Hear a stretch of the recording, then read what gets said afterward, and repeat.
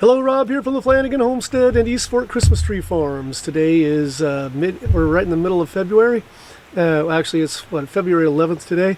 And someone recently commented on some of my videos. I've been hoping to see more Christmas tree videos, and why aren't you doing more Christmas tree videos? And to be honest, the reason I've been making videos is I'm not doing a whole lot on the Christmas tree farm right now.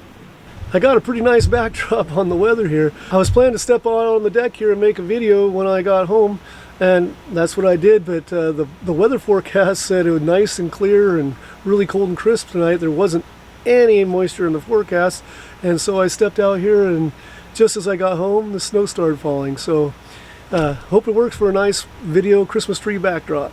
It's not that there's nothing to do, and depending on the size of your farm, there's more to do, the larger farms, but I have a relatively small Christmas tree farm, and so I don't have as much to do.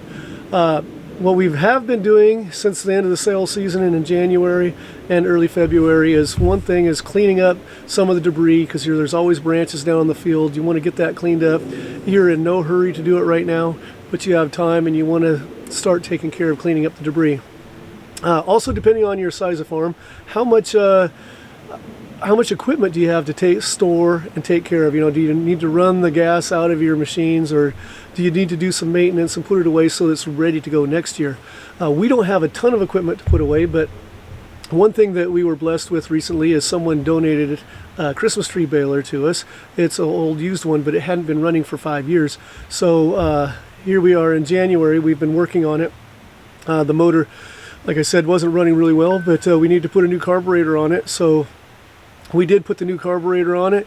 The motor's running good. We tested all the hydraulics. Everything's good and ready to go. You want to make sure your equipment's good and ready to go. You don't want to wait until November when you're cutting the trees and you need all the equipment. So that's something that's going on. Very good. Something works. Now the question is, how old is that hydraulic fluid? And with that cap off, can we try to use that, or do we need to drain everything?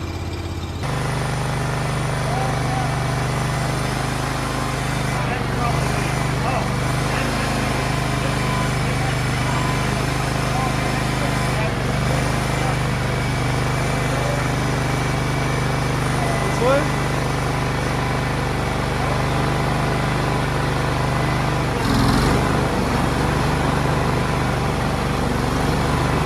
Also, President's Weekend is when our typical, we aim to start planting or do our planting right around President's Weekend.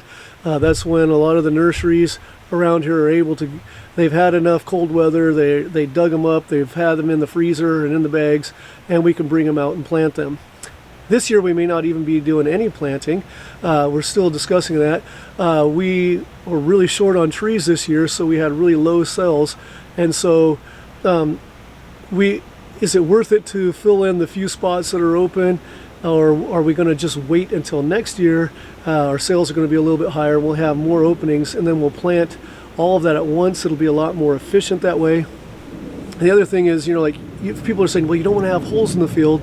You know, you want to have trees planted every year, which is true, but in my opinion, you can plant every 2 years if you wanted, if you're doing large plantings, and then the faster growing trees from the later planting will catch up with the slower growing trees from the earlier planting.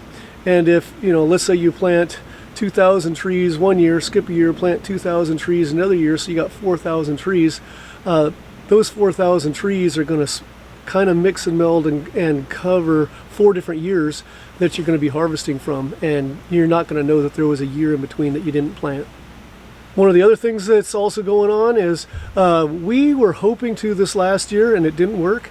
We were planning to wait on doing our basal pruning, or cutting our handles, which is cutting the bottom 10 inches to a foot off the bottom of the trees, cut all the branches off those so that you have a good handle, a good place to put the tree in the stand.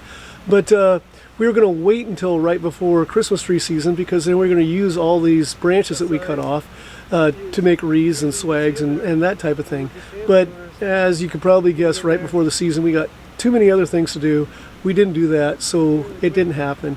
And now we have a lot of trees that are as tall as they should be, or maybe even a little taller than they should be for cutting handles.